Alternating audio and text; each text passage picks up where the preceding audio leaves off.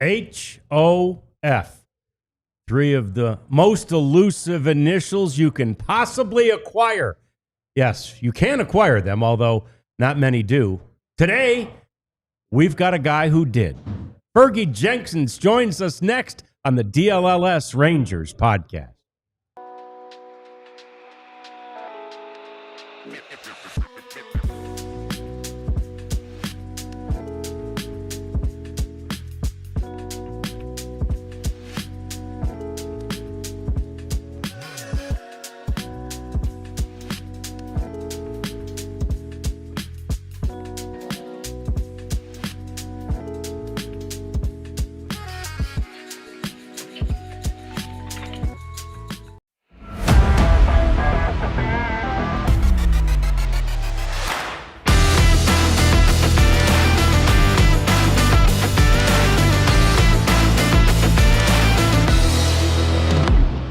Yeah, I got a couple of Hall of Famers on that graphic there, don't we? With Fergie and Adrian Beltre, but Adrian's not with us today. Fergie Jenkins is. We're thrilled to have him. John Radigan, Jeff Wilson, as always. We've got the Hall of Famer, Fergie Jenkins, and Tony Khan. He's with Waveland Entertainment and Events, and we're going to talk to Tony about the Rangers' upcoming fantasy camp, of which Fergie will be a part. Kat's here. We see you already in the chat, and Fergie, we did tell our viewers yesterday that you were coming.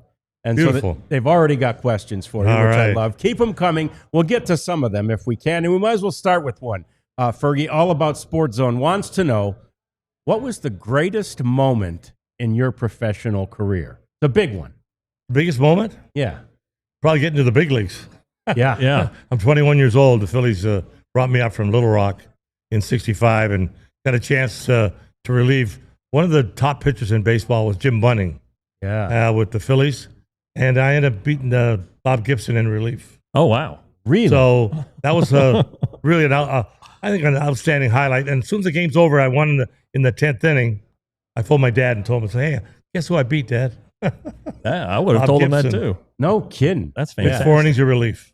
So Yeah. Bunning, Gibson, Yeah. Jenkins. That's Yeah. 3 Hall of Famers Now, in the same game. Had Gibson started that game? He started the game. He started. And he stayed in through all through the 10th inning. Of course, yeah. And then I was able to really pitch well.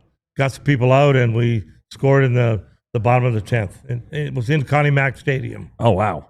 That's Wow. so fantastic. So we're going back. Yeah, we are going back. You, of course, had some great, a spectacular year, even better than great, with the Rangers. The most games you ever won in a season was one of the years you were here with the Rangers. You had 25 wins. That's still a record. And frankly, Fergie, we don't even anticipate guys winning 20 anymore, right? Like used to, we'd see how many guys are going to win 20 this year. Yeah, Nobody even wins 20 anymore. it's You won kinda tough. 25. You know, I think what's happening now, management has reserved the bad idea that, hey, 4 innings, boom, you're out of the ballgame. Yeah. Less than 100 pitches. At one time, it was 100 pitches. Now, I'm working with the Cub organization. It's 60 to 80 pitches. If you can't get through to 4 or 5 innings, you're out of the ballgame. Your day's done. Yeah. You know, and John and I were talking about this. You know, Yamamoto has thrown consecutive complete games in the World Series a week apart. You did it on 3 days rest. But Yeah. my argument is these guys are capable of doing it, but like you said, they're not being allowed to by front office, the numbers guys, and probably even ownership not wanting to risk the investment. Yeah, I think that's an important part of what pitching's all about. You learn in spring training through batting practice to strengthen your arm. So I think they're capable, but it's really unfortunate. Once the season starts, the most pitches you're going to throw is maybe 75 to 80, and your day's done. Yeah, it's crazy. It's awful. What do you think about what we've seen from Shohei Ohtani? Most of the, former players that I worked with when I was on Rangers Live, even Pudge and Mac and Boo. By the way, all guys who will be at the fantasy camp. All 3 of those guys I just mentioned will be there too with Fergie. But none of them thought when he got here to the Angels he'd be able to continue to be a two-way player. And not only has he continued, Fergie, I think he's gotten better at it. Does that surprise you? Well, the biggest thing is you're coming over to the U.S. and you get adapted to play in Major League Ball. I think that's a a problem that a lot of the players come from international baseball to try to adapt, to fit in. And he's done it well with the Angels, a couple of MVPs. The biggest thing is he's come back from Tommy John surgery twice now, which he's got a strong arm, but that hitting ability, he uppercuts everything, and the ball just jumps off his bat. It's crazy. And he hits home runs. They don't go 300-400 feet. No. They go some of them go 500. Right. Oh, he can hit them. Yeah. He's strong. And when you look at him, he's 6'4", 6'5", maybe 215. He's a strong athlete. Yeah, definitely. So 74 with the season John was talking about, with your 25 wins, 29 complete games. Yet you didn't win the Cy Young. Does that still tick you off? Oh, totally. Yeah. Whoever judges athletes to what their performance is all about, maybe they didn't see me pitch. They might not have. There's a very good chance of that. I shut out Oakland 3 times. I beat them 5 times that season. And Did yet, you pitch incredible. head-to-head against Catfish? Once, yes. Yeah. I beat Catfish. I beat Kenny Holtzman. I beat Vita Blue twice. yeah, and so Catfish wins the Cy Young, Yeah. which and like you finished higher in the MVP vote than he Right. did. So I mean, it makes no sense at all whatsoever. And He got more first base votes. Yeah, I think he got 13. I got 9. yeah. It ain't No right. kidding. Yes. It ain't right, Fergie. I demand a recount. I do too. I don't like that a bit. I deserve that. And, the Rangers have still never had a Cy Young Award winner. No, really unfortunate. They've had some good pitching in the organization, but just hasn't had that. I think it's just that one spark during the end of the season when they really do well that reporters, they got to get their heads together and say, hey, one of these Ranger players deserve a Cy Young Award. Yeah. Now, do they've got 2 that would have been really high in the conversation this year if Nathan Eovaldi had stayed healthy. And really, I think obviously Jacob deGrom's going to get some votes anyway. Right. But in those 2, do they still have a potential Cy Young in the near future? DeGrom, I think, has got really the good pitches. I've watched him throw coming back after Tommy John surgery. He goes deep into ball games, 7-8 innings. I think the nice thing about it, if they let him pitch a little longer, he had a decent ERA, but the biggest thing is innings pitched helps you. I think you get stronger as you play, and he's been in that Cy Young Award candidate a lot. He won some with the Mets. Yeah, I won 2 with the Mets and was the lone All-Star this year for the Rangers. Yep. And I tell you, that last start, his ERA was a little above 3, and he was motivated to get it under 3. Yeah. I know that this stuff means something to him, and he competes. And I don't know. I mean, you guys had to compete because no one else was coming in. No.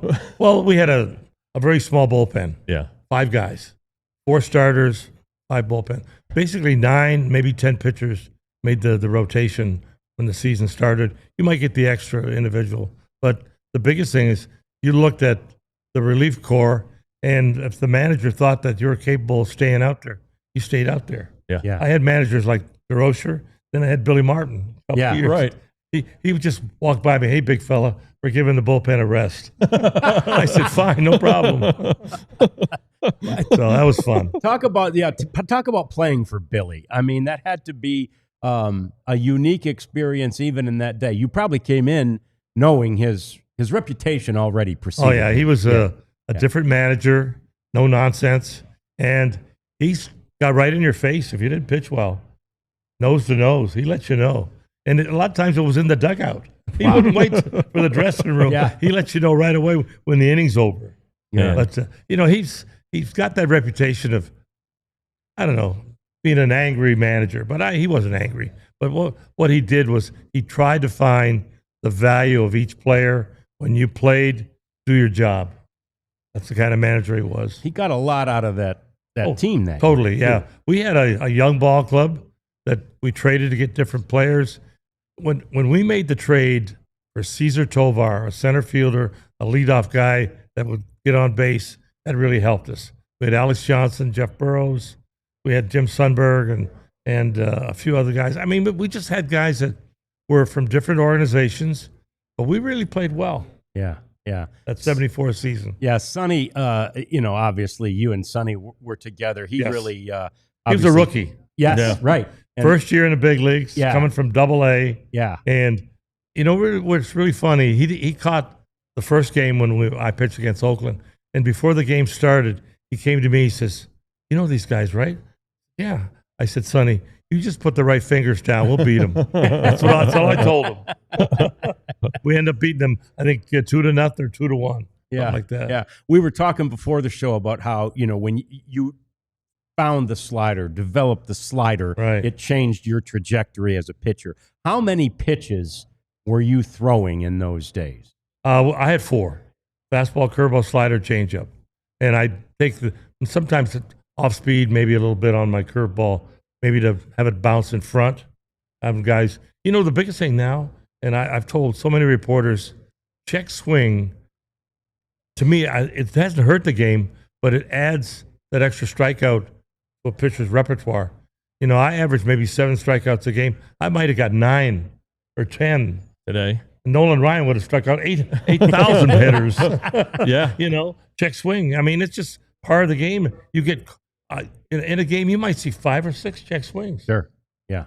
And that could hurt a ball club, especially deep in the inning structure, or maybe deep on maybe a rally you got going. Somebody strikes out when you don't need that called strike. Yeah. Yeah. Well, it's kind of a problem with the Rangers this year. They chased too much out of the zone and couldn't hold up and gave away at bats.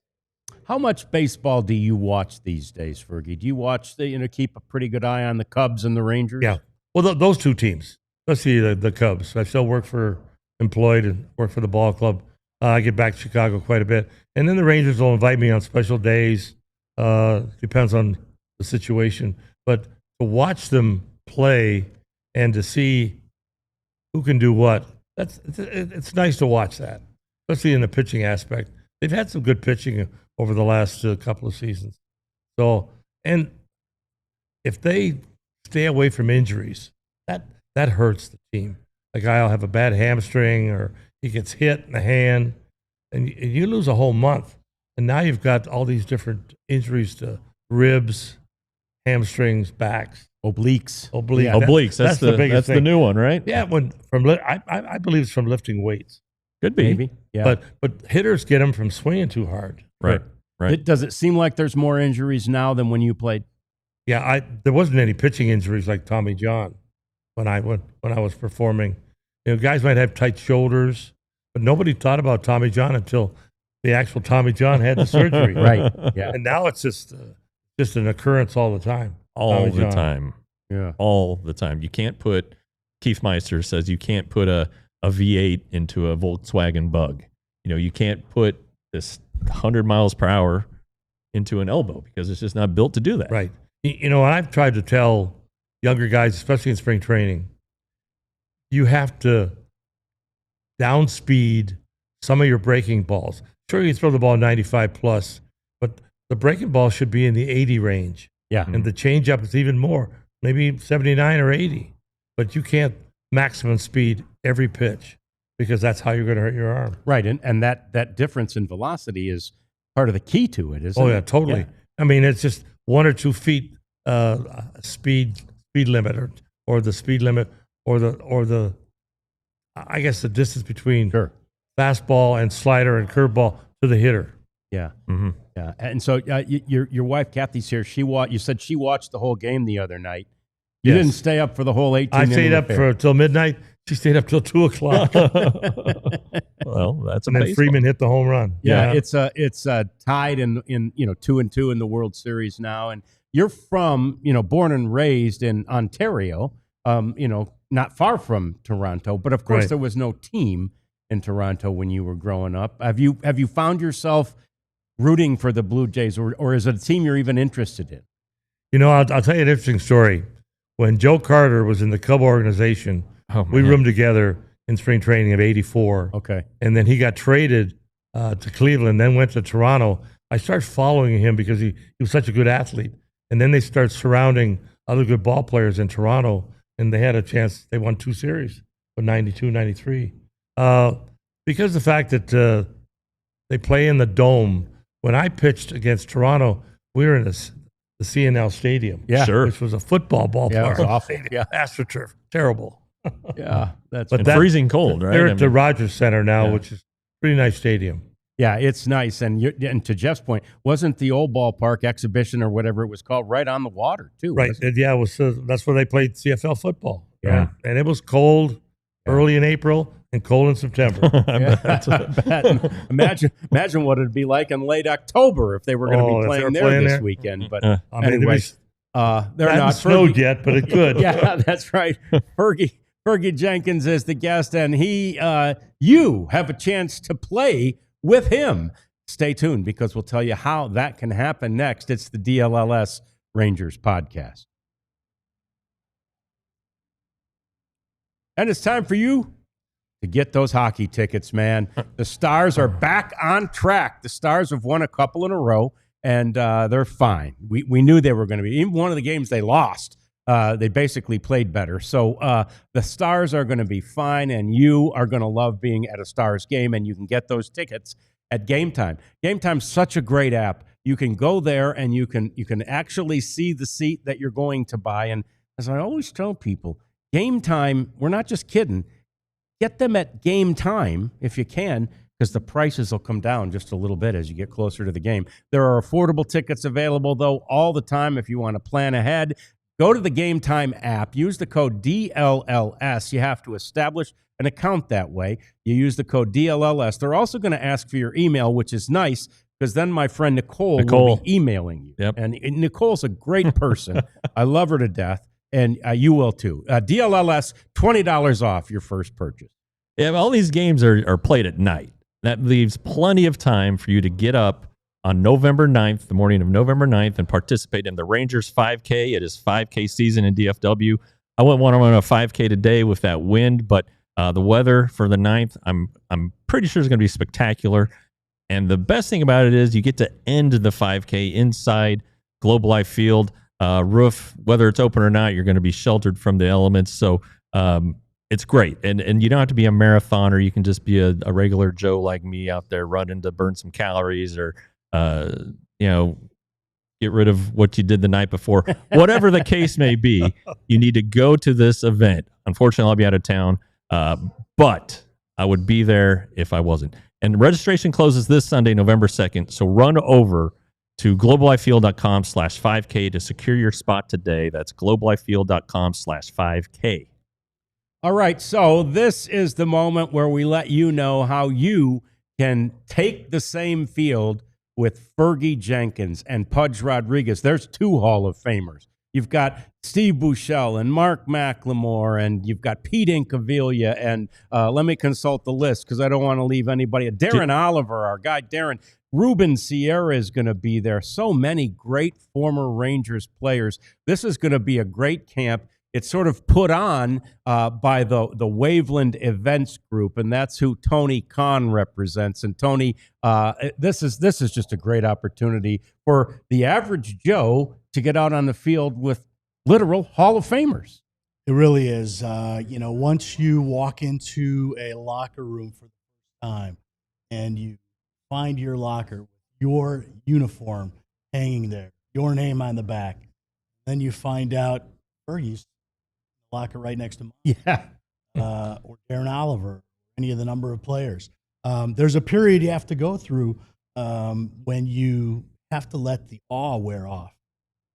And once you're done with that, you can get out and play some baseball. You can grab the tips. I love the stories that you're going to get in the locker room that you're never going to get anywhere else. That's the only place you're going to have access to.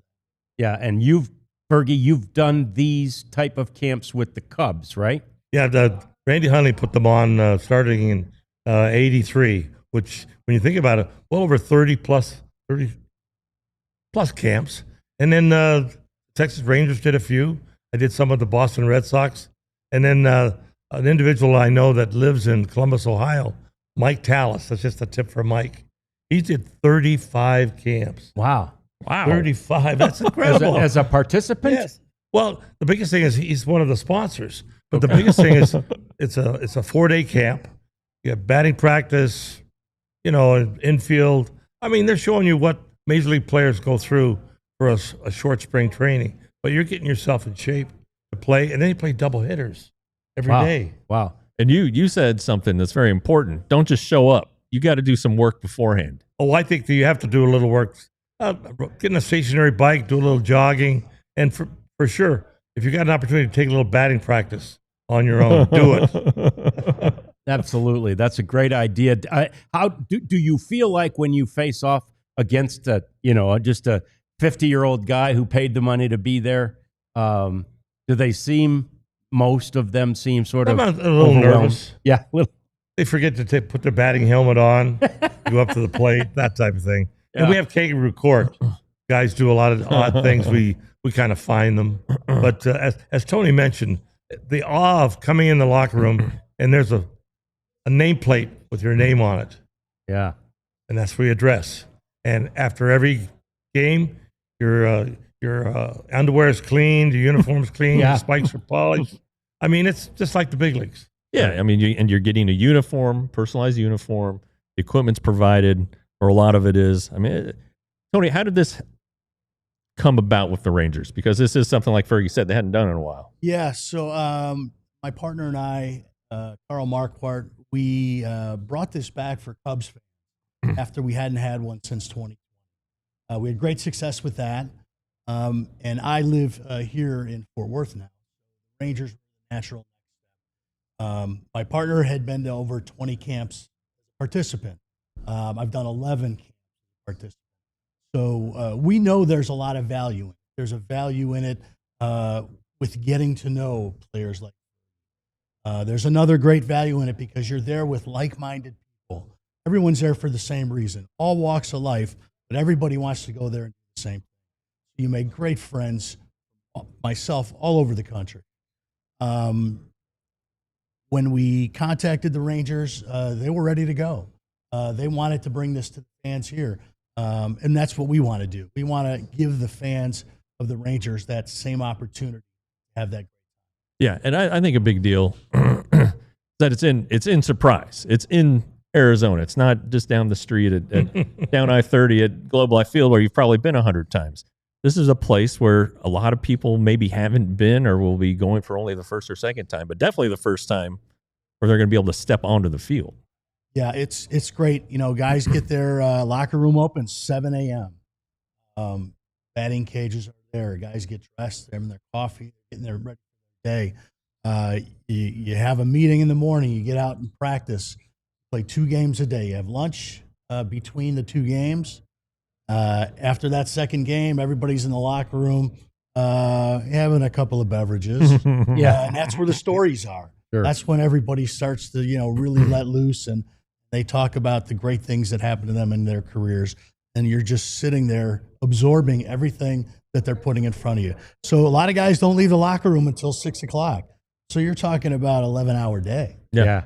That's exactly that's exactly why you're there. Yeah, exactly. And it's in January. It's January the 7th through 11th. So if you're watching, that's also a pretty good Christmas present for somebody who loves baseball and who you love, right? You could take care of that and say, hey, here's your Christmas present. In a week or week and a half, you're going to be going down to try and hit Fergie Jenkins. Now, are you going to pitch, Fergie? No, I probably won't. I'll basically just be coaching. Okay. We'll probably hit him in the batting cages with machines. Yeah. And the biggest thing is the tip of you trying to tell them how to start the swing, to get it ready to hit the ball to right field, or just how you move the ball around with the bat. That's the biggest thing now. And we might even get a chance to see some guys bunt. Hey, you know what? Bunting's like a lost art now. Yeah, I was going to say, could you teach some of the big league guys that? I'm just sure. Yeah, right. I don't know. In the National League for 10 years, I had to learn how to bunt. Yeah. Well, between the bunts and the complete games, I mean, it's, part of the game. Yeah, absolutely. Hey, Jeff, give him the super chat if you would. Oh, yeah. I can't see it is a super chat from one of our chatters. We're supposed to ask you what you think about the complete games now. We kind of talked about it on Yamamoto, but it's a lost art. What do you think about them? Yeah, the biggest thing is I think the pitching aspect of number of pitches per inning, knowing how to change speeds, location, and pitching and throwing less pitches per inning. Mm-hmm. When you have a 25 or 30 pitch inning, that's going to accumulate down the road. And then you don't want to have another one. So that's 60 pitches for 2 innings. Yeah. The less pitches per inning, 8 to 10, and maybe to stop these guys from fouling pitches off. They've got that torpedo bat now, Right. which has got a bigger hitting surface. And a lot of times guys foul pitches off. Yeah. And that makes your pitching total high. Sure. And I think if you can keep that pitching total as low as possible, you're going to get in the deeper part of the ball game. Maybe the 7th, 8th, maybe the 9th inning. Sure. Any idea? Do you remember? Maybe you know the most pitches you threw in a game. Probably in the 120 range. Okay, not that. Gaylord Perry and I yeah. hooked up twice. Once we did it with San Francisco, and another time it's with Cleveland. We threw 12 innings, both of us. I don't know who won the ball game, but there was a lot of pitches thrown. Yeah. A lot of pitches. Yeah. Hey, so there's a question, Tony. Is there an age range for participants? You know, we require them to be at least 30 years old. Okay. The reason for that is, you know, it's a little tough for you to get somebody who wants to come out there that may be 22 years old right out of college, facing a guy. Last year, our oldest camper with our Cubs camp was 80. Wow. Oh, And so, you know, a 21-year-old, 22-year-old's approaching it a little bit differently. Sure. And the bad thing about this is there's no contract at the end. yeah. Some guys play like they Sign think a they're waiver, gonna though. get one. Yeah, right, exactly. But all ages, we have had people out there that have never even played organized baseball. And one of the great things is to watch that person. Sure, they struggle a little bit, but they always do one great thing, and it changes their whole personality. They're a different person after they make a diving catch and they come up with it, or they get a big base hit to score a run. Last year, we had a 75-year-old who's been to several camps. He caught 10 games in 5 days. No way. Full gear, backing up, throws to first base. I mean, literally anyone who just has the interest to come out and do it, we'd love to have you. That's fantastic. Fergie, do you, as players, notice that guy that Tony just described and sort of celebrate him like when he does get that moment? When the inning's over and someone's done something, not saying spectacular, but out of the ordinary, or something that he wouldn't have done maybe on a regular basis, even if he played some sandlot or high school, college Sure. baseball. But if he does something, you reward him for what he did, which Yeah. is really nice That's pretty to see cool. that. Yeah, I love that. Yeah, that's fantastic. So, Tony, where do we get the information for this? We can go to wavelandevents.com. Sure. Wavelandevents.com is where you can get all the information. You can register. You can also go to rangers.com/fantasy camp. Okay. You can get information there. And sooner people can register, we'll get you all uniformed up and ready to go. That's awesome. Yeah, it's fantastic. And I imagine it's something that you're looking forward to, Fergie. Oh, yeah, definitely. And I just had my wife wave at me. Oh, yeah. You know, we've had women at the camps, Oh, too. thank you. So Randy Huntley was, as I said, the pioneer of putting it together. The Boston Red Sox have had women. The Cubs have had women. I'm not sure if the Rangers had any first couple of camps I did with them. But you'll see a young lady playing second base or in the outfield that still has great ability. Mm-hmm. Yeah. That's fantastic. That's great. We're glad you brought that up and reminded us of that because, it's for all ages over 30 and for anybody who is that age and wants to do it. It's I can't even. I've actually covered them as a media person on a couple of occasions, and the joy that you see, Tony, from the participants is just, I mean, some of them in particular grew up a fan of that team their entire life, and now they're out there with those guys. You can't duplicate that. You know, my first camp, I went with a friend of mine that I played baseball with and softball for over 30 years. And the objective was we're going to go play this one camp, have a great time, we're going to hang up the glove, we're going to be done. I was at camp one day. I called my wife and I said, I'm coming back. She said, what? I said, yeah, this is unbelievable. Yeah. It's amazing. And from that point on, I had never missed another camp. I went every year. That's Wow. It's just that great of an experience. intoxicating. That's great. Well, we so appreciate you guys taking some time to hang out with us today. Fergie, always great to talk to you. We appreciate you as always. Tony, thanks for all the info. January 7th through the 11th, and you absolutely want to be a part of this this fantasy camp, Rangers fantasy camp, for the first time in years and years, decades, really. So thanks, guys. We appreciate you. We got more coming up on the DLLS Rangers podcast.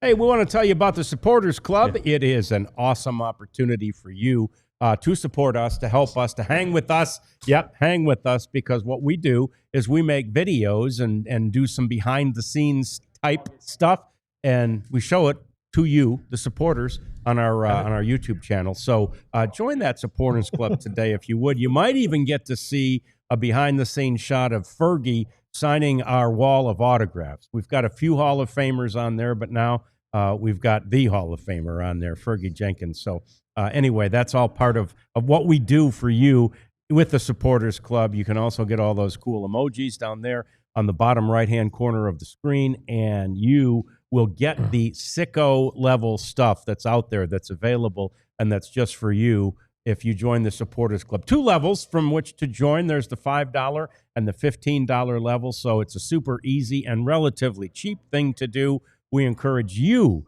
to join us and be a big part of our support and our Supporters Club. Please do that today. Yeah, and then again, make sure that you are signing up for our newsletter, which you do at our homepage, alldls.com. Pretty simple. You just go to the very bottom of the page and it says, hey, subscribe to our newsletter. And there's just one spot. Put in your email address, hit subscribe, and that's it. You're done. No money, no social security numbers, no driver's license numbers, nothing. Just your email address. And then multiple times a week, our guy Ali, who's on the Cowboys beat, he will be dropping in Nuggets thumbnails, John, is the big word. Yeah. Just about our teams that we cover, the 4 major sports teams in DFW.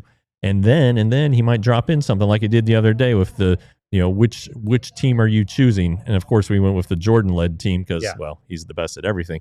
But anyway, newsletter. Yeah, and today... Easy to do, and it don't cost nothing. Nothing. And today Ali stepped outside of his realm, the Cowboys, a little bit, and did a bit at the very top about Quentin Grimes. He just watched him in a game the other day and said, this guy can ball, and we think he can. What are you saying to us, Kat? Okay. Oh. All right, we're going to get a group picture. Here we go.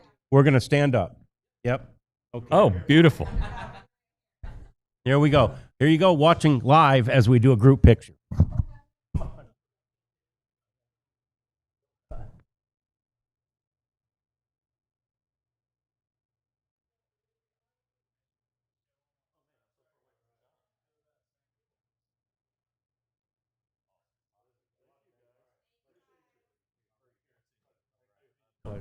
Pleasure. Tony, thank you. All right. Yeah. When there's a Hall of Famer in the building, you break the rules on the show.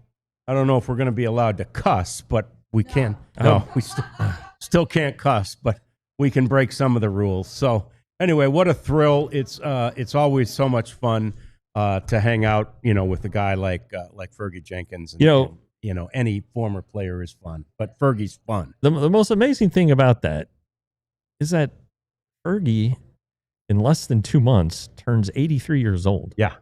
Sharp. How about that? Yeah. Great. Nail it. Fantastic. Yeah. So anyway, great to have him here and really fun to get his perspective on what the Rangers are doing and how they're doing and baseball in general. And I hope you'll take advantage of that camp.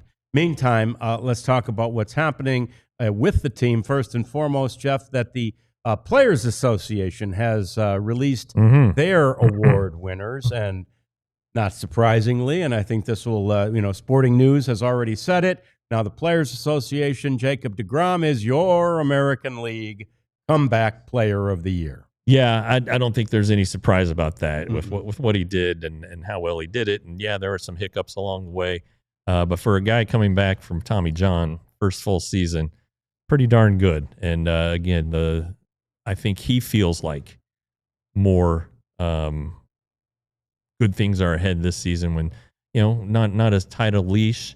And Fergie Jenkins likes him, so that ought to tell you something. But yeah, this one isn't a surprise, and I'm looking forward to. I was really looking forward to this season. Now I'm really looking forward to next season because I want to see that first Cy Young winner. Sure, yeah, and as we talked with Fergie about that, and that I gave him the option of Jacob and Nathan, and I really think if Evaldi had stayed healthy, he'd have been higher in the conversation this year. So I do believe he's got that in him. But again, what Fergie sees is different than what we see, having been a pitcher for all those years, right? And all he sees is stuff, and we all know, that Jacob deGrom has stuff, and with that stuff, he's got an opportunity. Either one of those guys does. And it sure would be fun for that to happen. And again, it should have happened for Fergie. And I love that you asked that, and I love that he's still a little bit angry about it. He should be. He knew. Yeah, he knew, and T.R. Sullivan wrote a story about Jeff Burrows, and Jeff Burrows didn't know that he'd won the MVP. Now there's the television stuff and all the media build up to it. Jeff Burrows had no idea that he'd won, and like somebody called me, he's like, "Oh, okay, that's pretty cool." Yeah, but Fergie knew. Fergie knew. Fergie knew he should have won that thing. Keeping track of and that. he'd already won one at that point in his career with the Cubs. Yep. And he should have had another. Yeah, he really should have. And just a phenomenal 25-win season. Like we say, nobody wins 20 anymore, much less 25. So Fergie Jenkins did that back in '74 for your Texas Rangers. So other things happening right now. We still await news on the coaching staff, but the longer this goes, I suppose, Jeff, maybe the more likely it seems that big changes are on the way. Yeah, it does feel like something's afoot with maybe not as many coaches returning as was initially anticipated. And I would expect, because of the World Series, they're holding out on the news.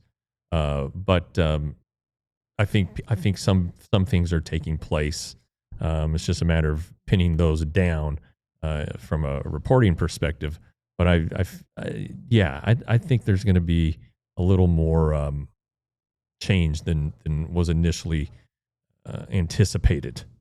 Yeah, and I'm torn about it. I hate to see any of our friends go. You'd hate to see anybody who is really, really good at what they do go. That said, there is a mindset or look, let's put it this way. Let's put it in Cowboys terms. Everybody in our chat understands Cowboys, right? If the head coach isn't allowed to bring in his own offensive and defensive coordinator, everybody's pretty critical, right? Right. So maybe this new manager ought to be allowed to bring in whoever he wants. And I don't know that he came in demanding that by any means, but I do know it's not necessarily a bad thing.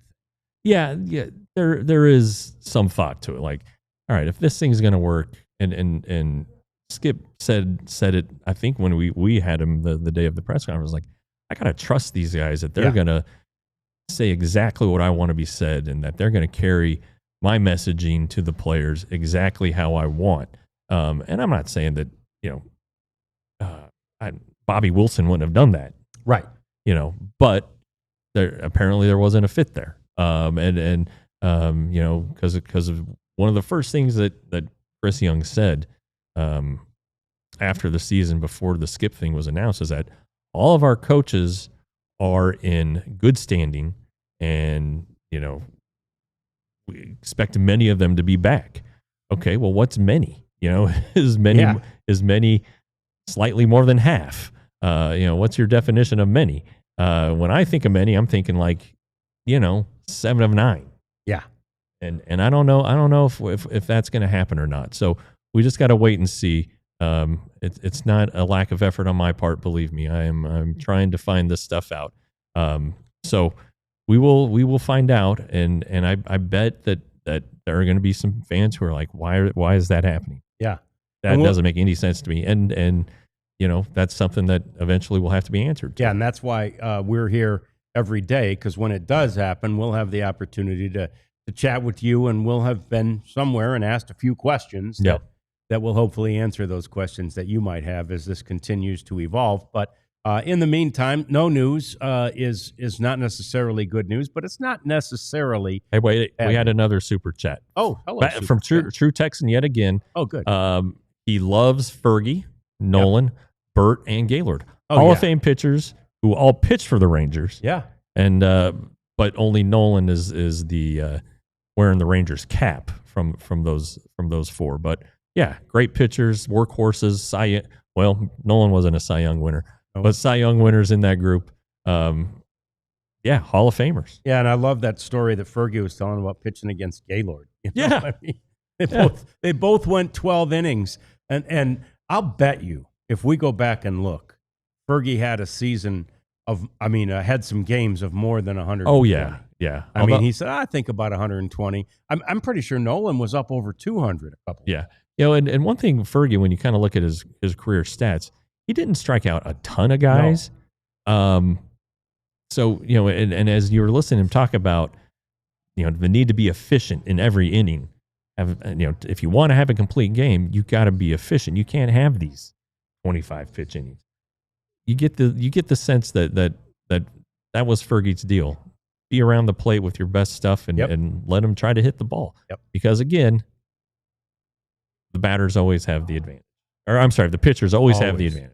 Always. If you make your pitch, you're not giving up a hit. Yeah, exactly. So, Burt got screwed out of a Cy Young too, Leon. With the Rangers? I don't know. I don't remember that one. We'll have to check on that one, Leon. But your research is usually pretty good. So, we'll take that.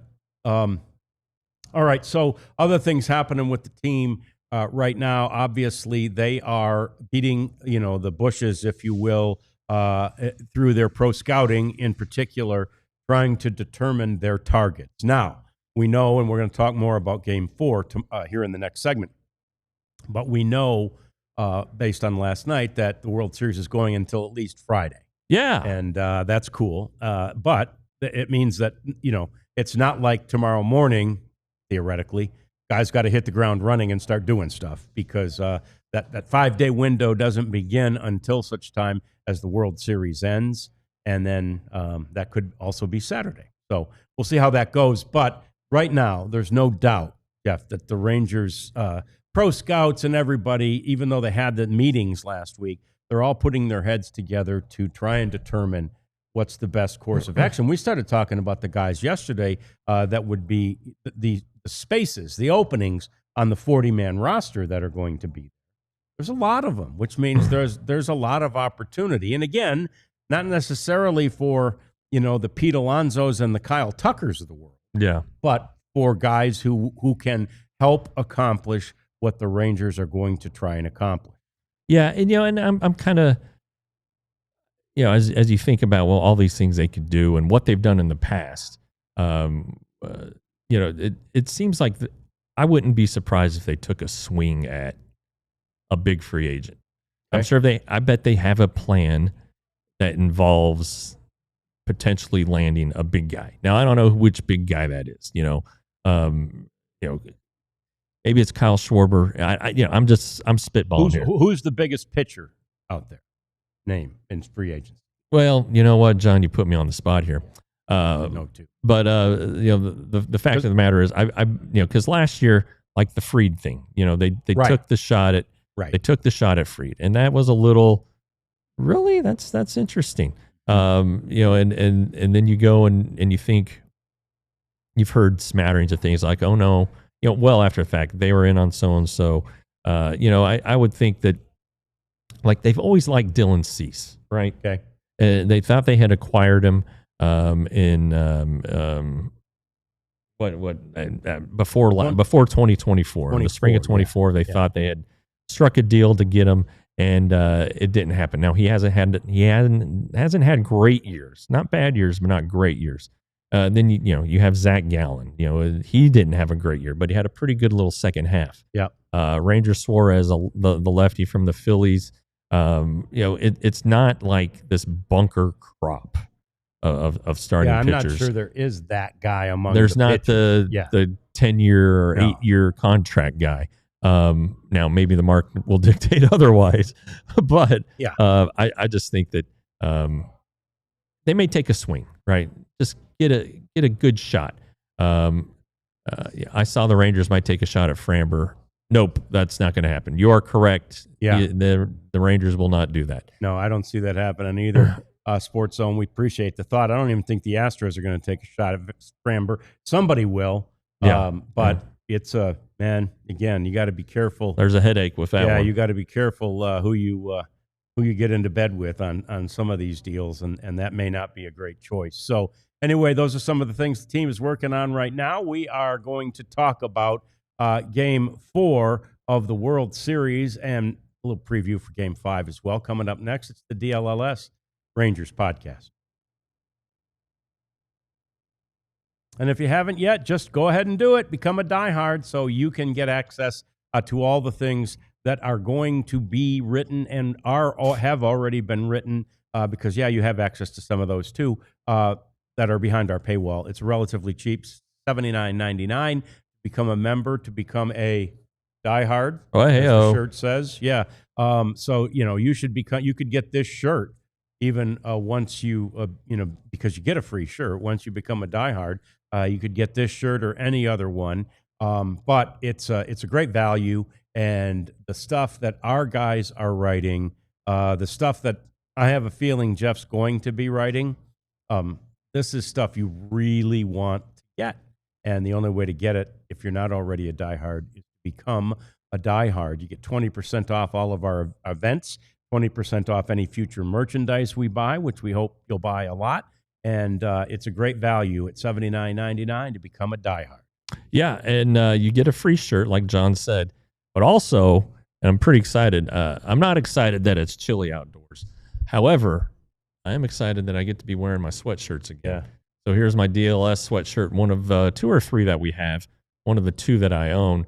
They're at store.allcitynetwork.com, along with our fleet of T-shirts, the DLS hat, more hats coming, flags, coffee cups, the pint glasses. It's one-stop shopping, really, John, for the sports fan in your family, the DFW sports fan in your family. And the holidays are coming. If you haven't heard, They're sneaking up on us. and these make a nice gift.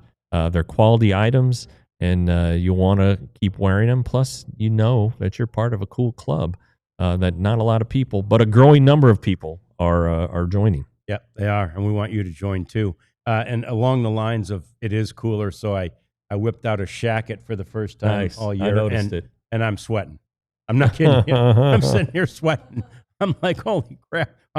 I jumped the gun on the shacket here. So anyway, that's fine. My page went. Oh dear. So all right, we'll start. Well, it's with batting Game 4. Let me cleanup see. time. Yeah, it's not bad. All right, you follow us through. Yeah. but, So Game 4 last night. Yeah, Game 4 was, so cool. I mean, again, Shohei Ohtani, we talked about this yesterday. Could he even, have a reasonable outing given what he had done the night before? And of course he can. He's young enough. He loves baseball enough. I thought it was really interesting. John Smoltz was talking early, and Smoltz didn't just, pull this out of thin air.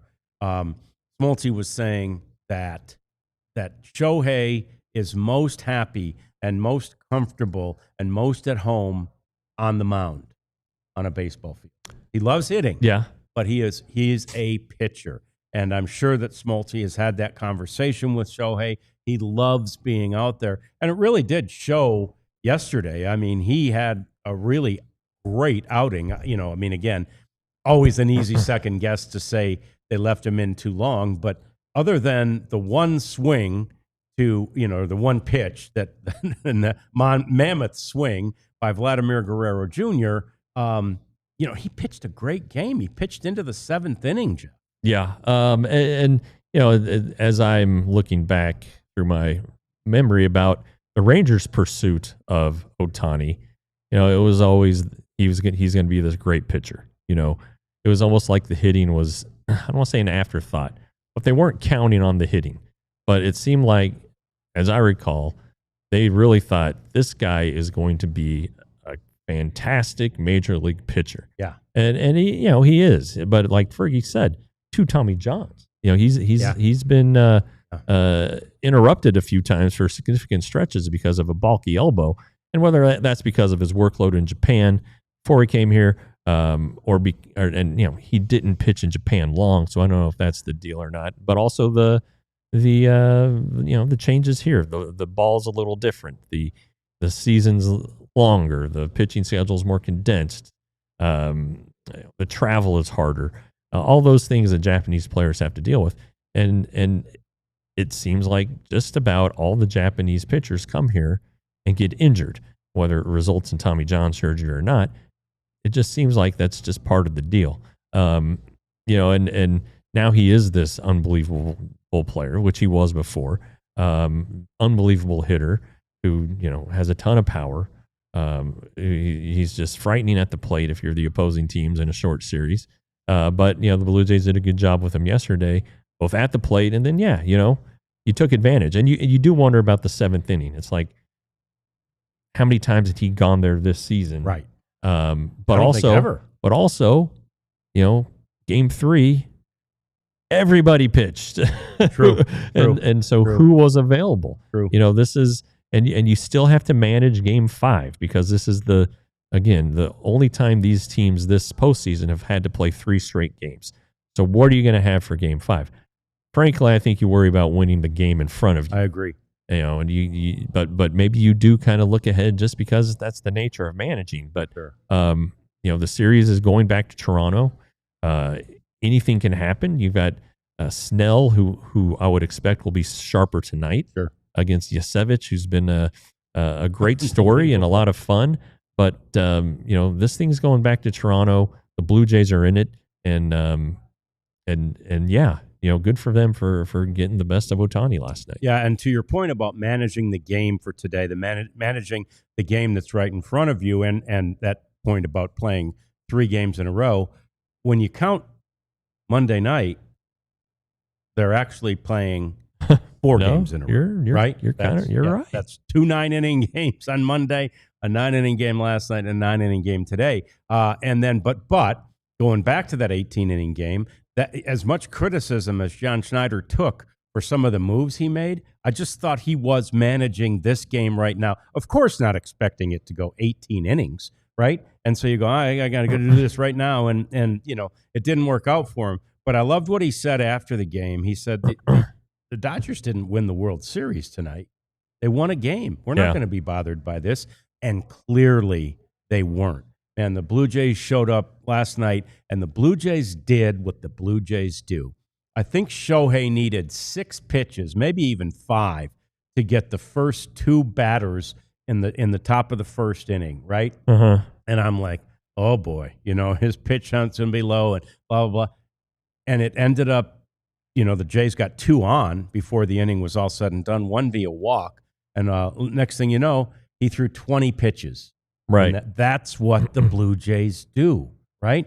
5 pitches for the first 2 outs, and then 15 more. And they didn't score, but they started to wear him down. Ohtani's a freak, right? So maybe he wasn't as worn down as many pitchers would have been, but that'll wear a pitcher down to keep fouling balls off, to keep taking pitches that are super close. They took pitches last night that I was thinking, man, I'm not sure there's a Ranger on the team that would have taken that pitch, Yeah, and that is where they wear you down. They don't strike out a lot. Ohtani struck out 6 of them, and frankly, that's kind of a big number for the Blue Jays for a starter against the Blue Jays.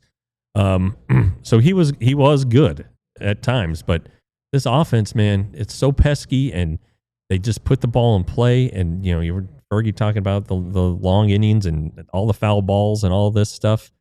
They are tough to put away, and I felt I was really interested in seeing how this Dodgers rotation, which was on the run, a tremendous run, and what they did against the Brewers and all of that, how it would look against this team that just hits, right, and hits and hits and hits, and then, pitching wins championships, and ultimately that may be what happens because Blue Jays did get shut down for in game 2 and for a lot of game 3, obviously.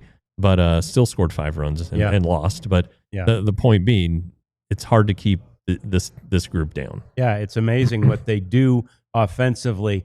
We see so many shots from games that go up on social media the day after or even the night of the game, and you'll see a still shot of a great moment from the game, and it'll say, "Hang it in the Louvre."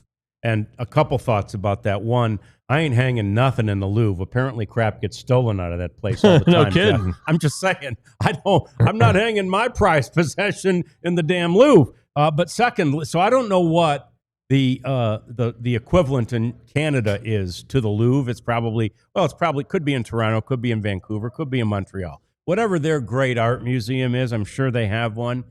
They need to hang this picture because Shohei doesn't want any part of it. They never want to see it again in Los Angeles. But look at the and we can't show video, but Shohei's head snapped around so fast as soon as Vladdy hit that ball. And Shohei Ohtani doesn't hang many pitches, but he hung a sweeper.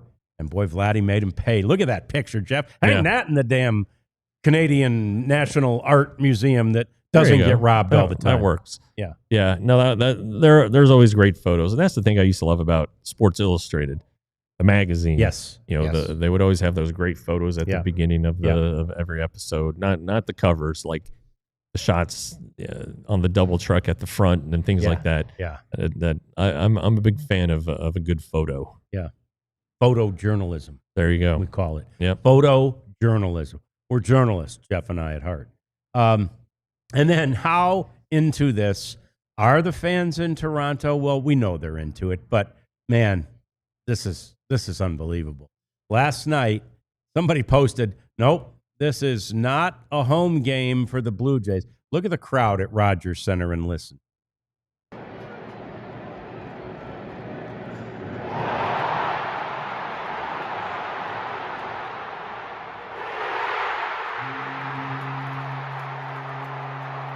Something good just happened. I don't know what. And I'm glad we didn't show the screen. If we had, we would have gotten in trouble from the screen police. But anyway, I think that's taken from the press box, and I believe I saw some cheering in the press box. Well, that may be. Yeah, that may be.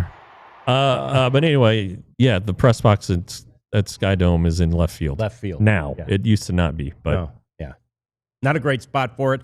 That said, what a cool scene there last night. As that many, that looked darn near full, Jeff. Yeah, and that's a big stadium. That holds 50 it did until plus. The outfield, basically. Yeah. That looked pretty good.